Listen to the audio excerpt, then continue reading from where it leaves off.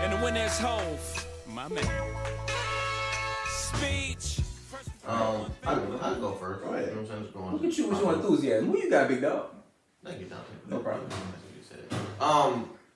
Mine's gonna go to the NCAA board. They recently approved on Wednesday the preliminary talks to NCAA players. NCAA. I'm sorry. NCAA players are able to make money off of their brand, their name, and their likeness. So wow. I think that's a win. I didn't see that. Obviously, it's the preliminary talks, but just the fact that it's starting to gain traction for these players, these young collegiate players, to make money off their likeness. These schools are making millions and millions of dollars off of these kids. Obviously they're giving them free tuition, but at the same time, like it's not it's obviously not a fair trade. So I think it's a huge step. I think it's a good thing towards equality. Yo, good for them. Good for the kids. That's lit, bro. That's lit. The NCAA is evil, in the evil place. It's an evil racket. Racketeer. You could finally play the NCAA football game with a clear conscience. Right. Not player 3. Yeah, because there's a lot of like number 5 on USC is really good. Yeah, it's Reggie Bush. Yes. If you didn't know. So yeah, that's a great one. That's a great one. I'll give my toast real quick. I'm gonna give my toast to Wheezy. What the fuck? Had a co-host of the Horrible Decisions podcast and also a couple other podcasts. Well, anyway, with the Hentations, we have big plans for our podcast. We want to branch out. We want to create more podcasts, create a podcast network. And Wheezy, through Horrible Decisions with her co-host Mandy, started to build her own little podcast empire. She has her own studio. She I don't know if she built it, but she bought her own studio where she rents it out and gives tutorials on podcasts, how to do it. She has her own show on Fuse called Sex Cells. She goes around and talks to sex workers.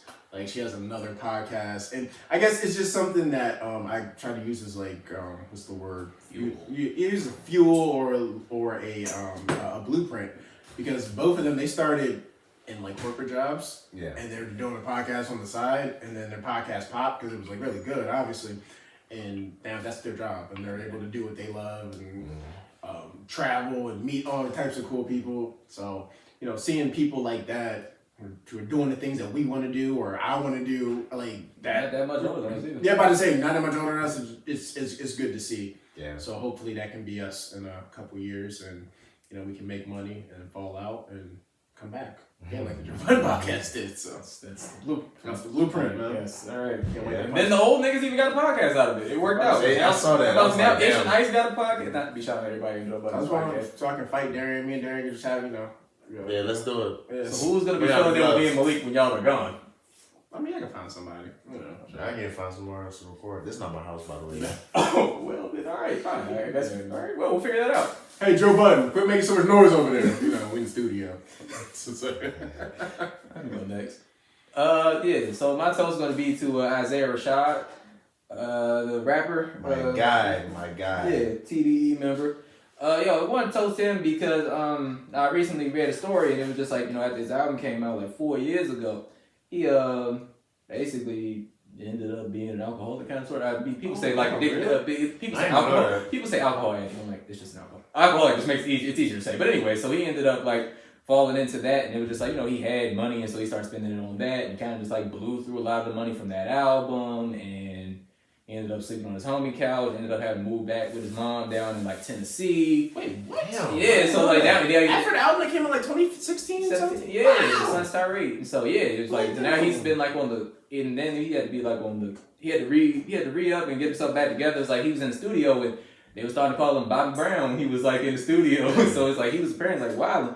And it's just he came back out today with a new song. Seemed like he refocused, and he says he's sober now. He doesn't drink, or I think he said California sober, which is a little different. But it's one of those things where he's gotten his life back together. He's back doing what he loves in terms of music. Mm-hmm. And I just think that was a really good story to hear, because it's it is sad when you hear that somebody has all these things and they're able to get to this certain level of success, and then they lose it because of certain vices and things like that. But it's good to see that he was able to, recognize that there was a problem and, just be kind of alter his behavior and make those changes. And, even being able to, like, not have too much pride to go to, I think he went to rehab too. So it's like, not have too much pride, say, oh, I don't need rehab, or, oh, I can't stay with my mom.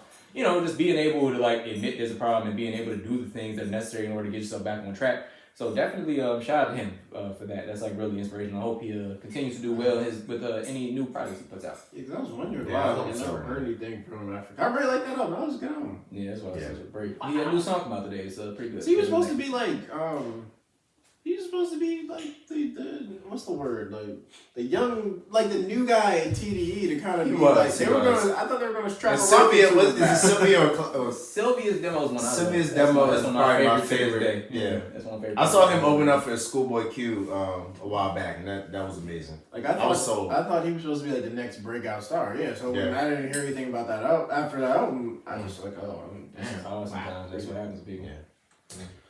I'll give my toast next. My toast is kind of not generic, but I really just wanted to give a shout out to, as we know, like Mother's Day would have just passed by the time this episode just dropped. So definitely initial shout out to all the mothers out there, but definitely to a shout out to all the Black mothers for sure. I came across an article just talking about the hardship of Black maternal health and the difficulty of childbirth, and especially in the Black community. Whether that's from lack of resources or lack of access to care or other pre-existing conditions because of an array of reasons. But really just want to shout them out. The Black woman is really, the Black mothers essentially is like a core piece of building us up, especially as Black men. I think it's very critical. Like, yeah, we need Black men in our lives, Black fathers, stuff like that, but having a mother in our life that nurtures us and really is there for us is the utmost importance, man. That really defines, like, a big piece in defining who we are as men. So I really just wanted to shout them out, as they're would have just been celebrating Mother's Day. You guys are appreciated. Shout out to our mothers, of course. Thank you for all you do.